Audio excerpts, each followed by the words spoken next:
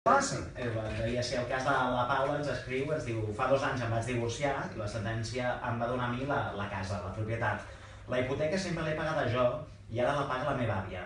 Ell mai va pagar res, però ara que la meva actual parella vol venir a viure amb mi, el meu exmarit s'hi nega perquè diu que li correspon el 50% del pis. I té algun dret? A ver, aquí el problema està en que quan està dient que li van donar amb ella, jo no crec que li donguessin... Li donarien l'usufructe, clar, li donarien l'ús de la vivenda i durant un plaç, que normalment és temporal, atenent una mica a l'edat o a les necessitats, l'edat dels nens o la necessitat d'ella, si és que en aquell moment va ser l'argument utilitzat, la seva necessitat.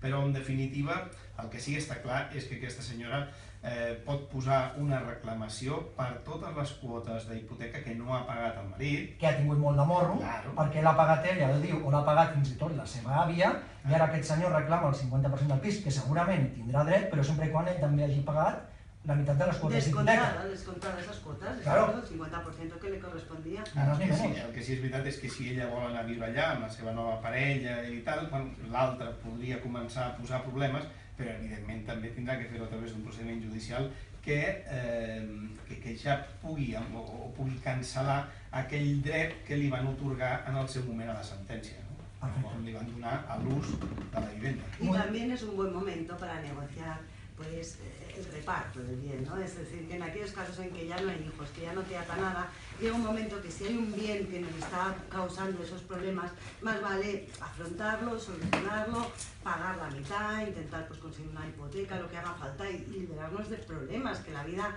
se vive mejor sin problemas. I més amb tot el que li deu, potser ajuda a que amb molt poquets diners pugui fer-se allà com a propietària absoluta del pis, o sigui, aquesta seria una bona opció.